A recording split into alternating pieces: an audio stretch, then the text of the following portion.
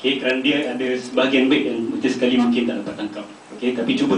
Kerana ni anak usaha untuk buat, jadi anak antum nak usaha untuk cuba faham. Boleh? InsyaAllah.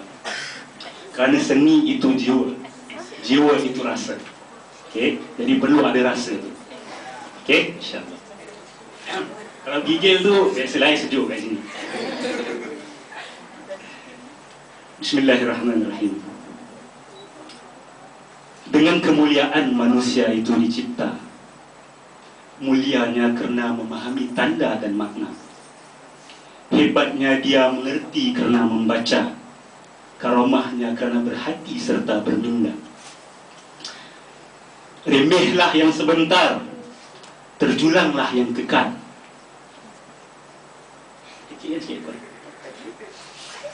Namun dia tidak mampu selamanya begitu, bersendirian suci bersih tanpa diganggu.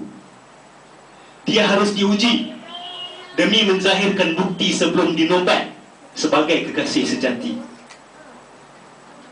Si dalang dan si hitam pun datang bertamu. Bermulalah pertarungan antara dua regu, syaitan dan nafsu, akal dan wahyu. Mana akan menang? Jiwa akan menjadi penentu. Sayangnya, bila dihujani tusukan ujian, ternyata mulia tidak bererti kebal. Bila dicuba terbukti ramai yang gagal.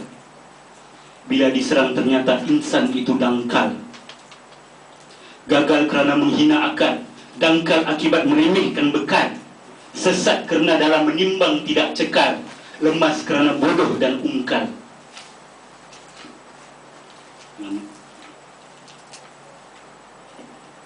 Hinalah yang mulia kerana angkuh, rendahlah yang tinggi kerana gopoh, sesatlah pengembara kerana tiada penyuluh, binasalah yang hebat bila rusaknya roh. Namun manusia itu tiada mahu binasa. Namun manusia itu tiada mahu binasa. Kerana ingin kekallah buah khuldi dirasa. Kerana dahulu manusia jasadnya tiada, maka bimbang binasanya tiada dirasa. Dapatlah roh dan jiwa terus bertakhta. Namun bila disarungkan jasad dari tanah, bimbang binasa insan mula beralih arah. Tumpuannya kini adalah daging dan darah. Jikalau dibiar tenggelam, akibatnya sangatlah parah. Ingatlah, jasad itu bagaikan harta. Ia wasilahnya tujuan. Namun keras usahanya untuk menjadi tumpuan. Bila datangnya kaya, berputiklah haluba. Bila ia tiada, berhenti ada. Bila jasad ada, terciptalah benih serakah. Serakah berputik bila jasad dijunjung dan disembah. Jasad dijunjung bila minda dihinjak si amarah. Jasad disembah akibat hasutan samiri dalam jiwa. Ingatlah, jasad bagai jembatan yang tujuannya adalah wasilah. Ia bukan seperti bahagia, sang wasilahnya tujuan. Ingatlah wahai manusia, kamu tidak boleh menanggalkan sendiri sarung jasad. Kerana manusia itu tidak boleh menentukan bila ujian harus tamat. Dibuang mati mak, ditelan mati bapa. Dengan nama Tuhanmu yang Maha Pengasih lagi Maha Penyayang.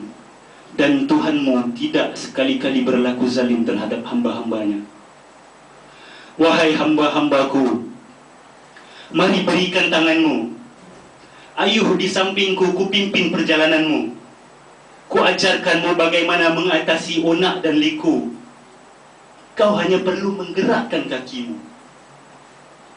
Wahai hambaku, ketahuilah bahawa cengkaman jasadmu itu harus kau longgarkan.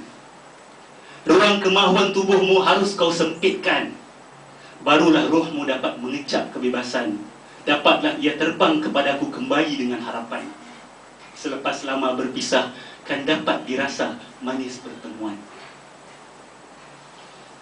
Wahai hamba-hambaku, kedua-dua kubu kuat dalam jasadmu harus kau tawan. Kubu yang bertembokkan alasan keperluan, bertempat di antara dua peha dan dua geraham. Bertempat di antara dua peha dan dua geraham. Tentera kemestianmu harus menyergah tali barut keperluan. Ia harus disiasat, dipersoal dan harus kekal dalam tawanan. Kerana keinginan seringkali bertopengkan keperluan. Ingat, kerana keinginan seringkali bertopengkan keperluan. Wahai hamba-hambaku, mari berikan tanganmu, ayuh di sampingku, ku pimpin perjalananmu. Ku ajarkanmu bagaimana mengatasi onak dan liku. Kau hanya perlu menggerakkan kakimu. Wahai kekasih-kekasihku, jika dapat kau lakukan, maka kau nantikanlah ganjaran daripadaku berlipat keuntungan. Pengorbananmu takkan ku sia-siakan, kerana sesungguhnya akulah Al-Hannan, akulah Ar-Rahman, akulah Al-Mannan.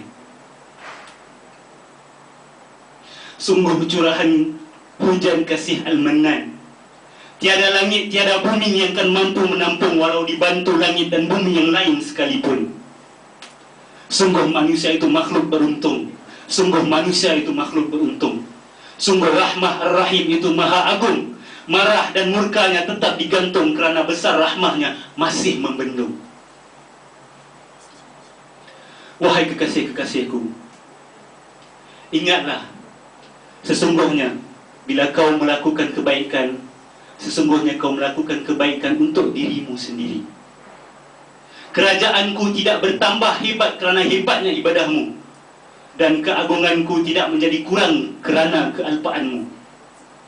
Izmahku tiadakan pernah terganggu, izzahku kan terus kekal atas kekalnya zatku. Sesungguhnya hari ini adalah hari bukti. Hari ini adalah hari bukti. Hari kepulanganmu kepada ciptaan asli. Latihan yang kau lalui akan menambah sakti, bekalan menempuh ranjau sebab hidup dan mati. Wahai jiwa, kembalilah kau kepada fitrah. Wahai jiwa, kembalilah kau kepada fitrah. Selepas jasad kau tawan, selepas nafsu kau lawan, selepas akal dan wahyu kau kahwinkan. Wahai jiwa, kembalilah kau kepada fitrah. Fitrah yang ingin mengenaliku, fitrah yang ingin menyintaiku, fitrah yang ingin berlari mendakapku. Jangan kau bisukan permintaannya, jangan kau matikan harapannya. Berjuanglah terus demi memastikan suara-suara itu terus hidup. Berjuanglah terus demi memastikan suara-suara fitrahmu terus hidup. Teruskanlah perjuanganmu, aku akan sentiasa berada di sampingmu. Ingat, tidak sekali-kali aku yang meninggalkanmu. Engkaulah yang sering merasakan kehadiranku menyusahkanmu. Namun sungguh rahmahku itu maha agung. Marah dan murkaku tetap kugantung, kerana besar rahmahku masih membendung. Bagai seorang ibu yang tiadakan sanggup membuang anak yang dikandung. Demikian rahmah seorang ibu. Ketahuilah, sesungguhnya rahmahku jauh lebih agung. Ingatlah, rahmahku jauh lebih agung. Wahai hamba-hambaku yang kekasih, ceritakanlah pada mereka kisah kasih rahmah dan fitrah ini. Rahmah agung bersaksikan langit dan bumi, peringatan bagi yang masih berakal dan berhati, supaya diketahui sebabnya kehidupan ini. Billahi taufiq hidayah. Assalamualaikum warahmatullahi wabarakatuh.